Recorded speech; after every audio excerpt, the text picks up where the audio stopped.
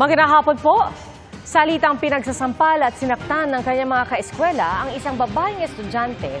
Ang biktima at mga nanakit sa kanya magkakaibigan daw, pero nagkaalitan matapos umanong mag-cutting classes at makainom. Nakatutok si Bernadette Reyes. Sa video na ito, kitang nakatambay ang grupo ng mga grade 8 students sa isang tent sa Bambang Nueva Vizcaya. Isa sa kanila nagsiselfone sa gilid hanggang sa... O tayo guard nga. Tayo. Lalaban na yan. Magpatinga ka. Punto ko sa akin. Uy, walang delay ya. Napaupo ang biktimang nakapulang palda habang nanood lang ang iba pa nilang kasama. Paano naman kami? Chase! Wala na po sa inyo. Hindi pa man tapos magsalita ang biktima, nilapitan siya ng isa pang babae at bigla siyang sinampal. Hindi pumalag ang biktima pero hindi pa rin natigil ang mga kasama niya. May isa pa, may isa pa. Dapay, dapay. Ang mga nanakit, nagtawanan pa, habang ang biktima nanatili na lang na nakaupo at hindi na kumikibo. May isa pa ulit na sumampal sa kanya. Doon na sila nilapitan at inawat ng isang may-ari ng kalapit na tindahan. Sa isa pang video, nakatayo sa gilid ng halamanan ang magkakaeskwela at muling nagkaroon ng komprontasyon at tulakan. Nataranta ang grupo at agad sinilip ang biktima na nakahiga at nadagana ng tumulak sa kanya. Muli silang pinuntahan at inawat ng may-ari ng tindahan. Ang nag-viral na insidente na nangyari noong Martes, nakarating na sa alkalde ng Bambang na agad nagpaimbestiga. Kuha ang mga video ng isa ring kasama ng mga estudyanteng kita sa video. Base sa inisyal na investigasyon, nag-cutting o lumiban sa klase ang mga estudyante at nag-inuman malapit sa paaralan. Nagkainitan daw sila hanggang sa nauwi sa sakitan. Ayon sa Schools Division Superintendent, 5 ang sinasabing nanakit sa biktima at rekomendasyon ng mga otoridad, ilipat sila ng paaralan. Nagtakda na rin sila ng counseling at debriefing para sa biktima at iba pang sangkot na estudyante. Sabi ng mga otoridad, pag-aaralan din nila ang reklamong cyberbullying dahil sa pag-upload at pagbabahagi ng viral video ng pananakit. Ayon sa pulisya, desidido raw na magsampa ng reklamo ang pamilya ng biktima. Ipatatawag din ng opisyal ng paaralan na nagbenta ng alak sa mga sangkot na estudyante. Ipinag-utos na rin ng LGU na tiyaking walang magbebenta ng alak sa mga minor de edad alinsunod sa kanilang ordinansa. Sinubukan naming makuha ang panig ng mga sangkot sa insidente pero tumanggi silang magbigay ng pahayag. Para sa GMA Integrated News, Bernadette Reyes, nakatutok 24 oras. Pahirapan man ang pagsisid, muling nakakuha pa rin ng mga sako sa Taal Lake ang divers ng Philippine Coast Guard. Habang lumalalim ang paghahanap sa mga nawawalang sabongero, apektado naman ang kabuhayan at turismo sa lugar. At mula sa Laurel, Batangas, nakatutok live si Rafi Tima. Rafi? Pia, 2 sako muli ang naiahon ng mga divers ng Philippine Coast Guard sa pangatlong araw ng kanilang search and retrieval operation dito sa Taal Lake sa bahagi ng Laurel, Batangas. Pero kakaiba daw yung nakapa ng kanilang mga divers ngayon dahil tila may mga pabigat ito. Nakasilid sa mesh bag ang suspicious object ng iahon ng mga divers ng Philippine Coast Guard sa ikalawang araw ng kanilang dive operation. Tulad kahapon, maingat itong iniabot sa mga kawani ng PNP Scene of Crime Operative Sosoco at isinilid sa cadaver bag. Mas mahirap daw ang visibility ngayong araw kumpara kahapon. Bukod dito, ang nakitang suspicious object ng mga PCG divers kanina, tila may pabigat umano. Unlike kahapon, mismo pagpunta mo sa bottom, there's a time na ang distansya ng diver sa visibility 1 meter lang halos. So ito, pagbaba mo pa lang ng wala ka na talaga halos makita. Gayunman, tuloy pa rin naman daw ang ginagawang operasyon ng mga divers ng Coast Guard. Bukod sa visibility, hamon din daw ang malakas na current o agos sa ilalim ng Taal. Bukod sa visibility, hamon din daw ang malakas na current o agos sa ilalim ng Taal Lake. Bagamat batid daw nila ang kahalagahan ng paghahanap sa mga nawawalang sabongero, kaligtasan ng kanilang mga kawani pa rin ang pangunahin sa isinasagawang operasyon. May mga, of course, there are technicalities and safety considerations sa pagre-recover ng any items dun sa ilalim. So, kapa-kapa and sinusuyod pa rin nila dahan-dahan. May underwater current din yan, no? Yung area na yan. Ang Taal Lake ay very challenging na na area para magkakanda ka ng diving operations. Ang search area hindi kalayuan mula sa lugar kung saan may nakuhang 2 suspicious objects din ang PCG kahapon. Sa gitna ng isinasagawang search and recovery operation, ramdam na daw ng bayan ng Laurel ang epekto nito sa kanilang bayan. Ayon sa alkalde ng bayan, nabawasan ang mga pumapalaot nilang mangingisda. Base sa report ng ating Fishport Office ay before nagkakaroon tayo ng 10 na bangkang pumapalaot. Ngayon, 2 na lang kada araw. Dahil nang walang masyadong order na dinadala sa market sa Manila. Maliban sa pangingisda, maging ang mga turista ay nabawasan na rin daw. Gayunman, handa pa rin daw silang makipagtulungan sa isinasagawang search operation. Kung ano po yung kailangan nila na nakakapag-provide tulad nga po ng mga bangkang malalaki, tumawag sila kahapon at kailangan nila. Kami naman po ay willing na nakikipag-cooperate po sa kanila. Pia, ang mga tila pabigat sa suspicious object na nakita ng divers ng PCJ na iwan pa raw sa site pero nakamarka na ang mga ito. I-retrieve din daw ang mga tila pabigat na mga bato dahil posibleng makatulong ang mga ito sa investigasyon. At yan ang latest mula dito sa Laurel, Batangas. Pia? Maraming salamat, Rafi Tima. Dahil sa mga nakuhang buto sa Taal Lake, tingin ng Justice Department, credible ang whistleblower na si Julie Dondon Patidongan alias Totoy sa kaso ng missing sabongeros. Sinagot din ng DOJ ang alegasyong tanim buto o inilagay lang daw ang butong naiahon sa Taal. Nakatutok si JP Soriano. Desidido na si Julie Dondon Patidongan alias Totoy na maghain ng reklamo o complaint affidavit laban sa mga pulis na sinasabi niyang kasabwat sa pagdukot at pagpatay sa mga nawawalang sabongero.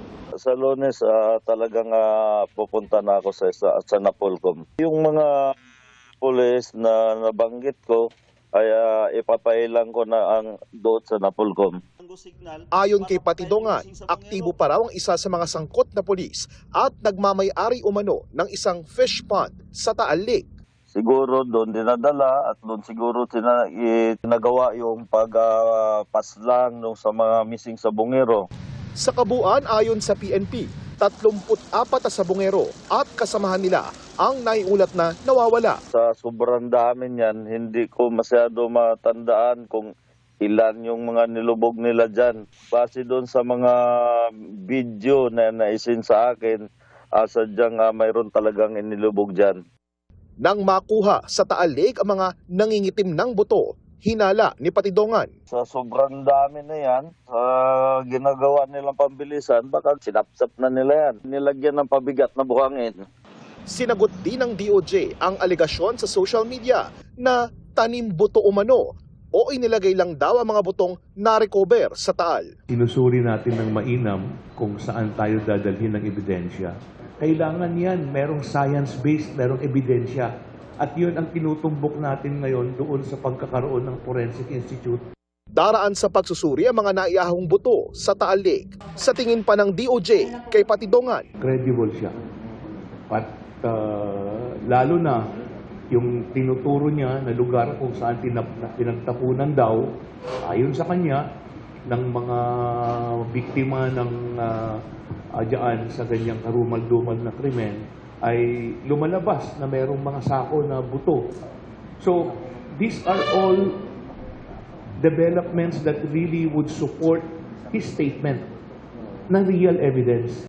Para sa GMA Integrated News, JP Soriano, nakatutok 24 oras.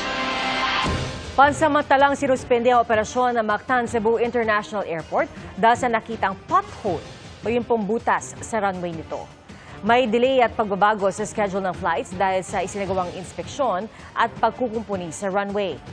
Ayon sa MCIA, nakaschedule ang repair hanggang alas 6:30 ngayong gabi at may umiiral ding notice to airmen hanggang alas 7 ng gabi. Posible raw itong palawigin depende sa status o lagay ng pagkukumpuni sa runway. Nakikipag-unayan daw ang pamunuan ng airport sa mga airline at inabisuhan nila ang mga pasahero na makipag-ugnayan sa kani-kanilang airline. Mismong si Vice President Sara Duterte na nagsabing edited o fake ang kumakalat na litrato ng kanyang amang si dating Pangulong Rodrigo Duterte na umano'y nakaratay. Nakatutok si Bernadette Reyes. Unang-una, nag-hearing, nandun ako, walang kahit isang tanong. Ngayon, may impeachment trial, tapos magdi-discuss ako noon sa labas ng impeachment trial. Pag wala nang ibang venue, saka ako magsasalita. My explanations will be in my own time, hindi sa panahon kung kailan gusto ng mga members of the House of Representatives. Ito ang sagot ni Vice President Sara Duterte sa mga batikos ng mga kongresista kung bakit ngayon lang siya sumasagot kaugnay sa issue ng confidential funds. Noong pinadalhan daw siya ng sulat ng Commission on Audit, maayos raw itong sinagot ng Office of the Vice President. Nitong Martes, hininga ng Supreme Court ang Kamara at Senado na mga karagdagang impormasyon kaugnay sa impeachment ng Vice Presidente. Nauna nang kinumpirma ni House Secretary General Reginald Velasco na natanggap na nila ang notice mula sa Korte Suprema. Nanindigan din si Velasco na walang nilabag na rule sa impeachment ang kanyang tanggapan at ang Kamara.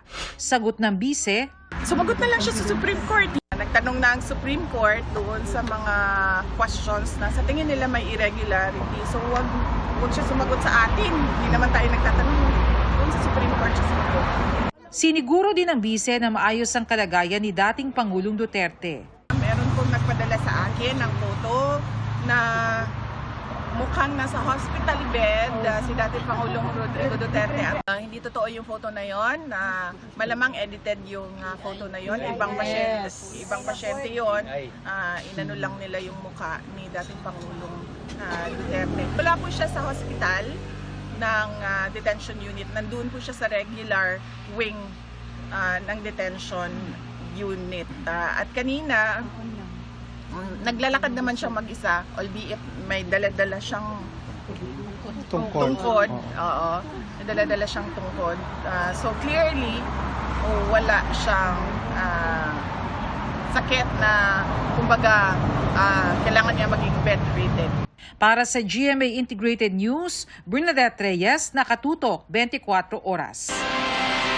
Nagdahil sa pagkakasangkot sa illegal na droga, naaresto sa Maynila ang isang Korean national na matagal nang wanted sa Korea.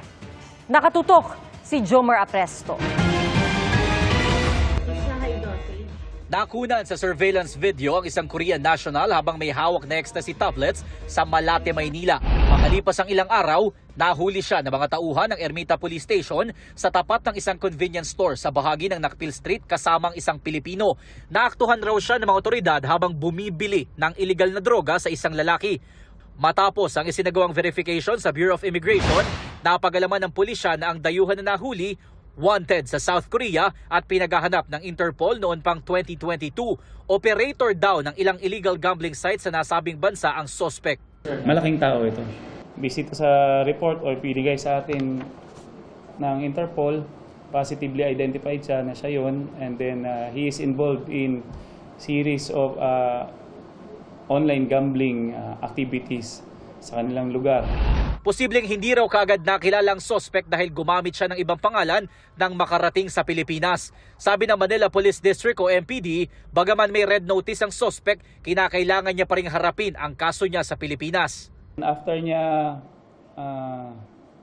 magawa ng documents dyan at makapag-decide yung ating court, he will be extradited or deported to his country. Sinusubukan pa namin makuha ang panig ng dayuhang suspect at ang Pilipino na sinasabing supplier niya ng illegal na droga. Na-inquest na sila at naharap sa kasong Comprehensive Dangerous Drugs Act. Nakatakdang i-turn over sa immigration ng dayuhang suspect at dadalhin siya sa custodial facility nito habang gumugulong ang kanyang kaso sa bansa. Para sa GMA Integrated News, Jomar Apresto, nakatutok 24 oras. Tumaas ang presyo ng isda sa ilang pamilihan dahil mababa raw ang supply. Apektado rin ang presyo ng gulay dahil sa mga pag-ulan. Nakatutok si Bernadette Reyes. Kakaunti ang mga panindang isda ni Elizabeth ngayong araw sa Litex Market sa Quezon City. Medyo madalang po kasi dahil dun sa bagyo, tsaka mahirap pong mamili ngayon. Nauubusan ng stock, mahal pa po. Kaya ang mga mamimili tulad ni Hana, kung ano lang po yung kaya, kung anong budget namin, kung ano lang yung meron kami, yun lang yung ginagawa namin, yun niluluto. dito sa Marikina Public Market, tumaas na rin ang presyo ng mga isda. May iba naman na wala talagang dumating na supply, habang ang mga galunggong naman, maliliit ang mga dumating ngayong araw. Sa monitoring ng Department of Agriculture, tumaas ng 20 pesos ang kada kilo ng galunggong. Sa ngayon, ma'am, mahirap ang isang kahit sa ganun. Kaya pataas ng presyo. Wala pong dating ngayon mga espada. Tapos yung mga galunggong, maliliit lang yung dating. Dahil naman sa mga pag-ulan, tumaas raw ang presyo ng ilang gulay. Ang palaya po, 130 po ngayon, dating 100 lang. Yung repolyo parang medyo lusaw po eh. Pero yung mga Tagalog matitibay. Nangangamba ang ilang nagtitinda na baka makaapekto rin sa presyo ng gulay ang panibagong oil price hike sa Martes. Tuloy-tuloy na yung ulan and talagang papasok na yung bagyo, and then yung sa pagtaas ng gasolina. Siguro doon talaga siya maapektuhan yung mga gulay namin. Ayon sa Department of Agriculture, base sa pinakahuling damage report dahil sa habagat at bagyong Bising, umaabot sa 34 metric tons ang nasirang palay sa Cavite. Hinihintay pa ang ulat kung may iba pang naiulat na napinsalang agricultural products. Kagaya sa upland, hindi naman siya masyadong concern. Sa lowland naman, wala naman nagre-report sa atin ng mga malawakang pagbaha. Para naman matiyak na sapat ang supply ng isda, nauna nang pinayagan ng importation ng 25,000 metric tons ng isda. Para sa GMA Integrated News, Bernadette Reyes, nakatutok 24 oras. Matapos po ang dalawang magkasunod na rollback, oil price hike ang nakaamba naman sa susunod na linggo. At sa tansya ng kumpanyang Unioil, hanggang piso at 30 sentimo kada litro ang posibleng dagdag presyo sa diesel. Hanggang 50 sentimo naman sa kada litro ng gasolina.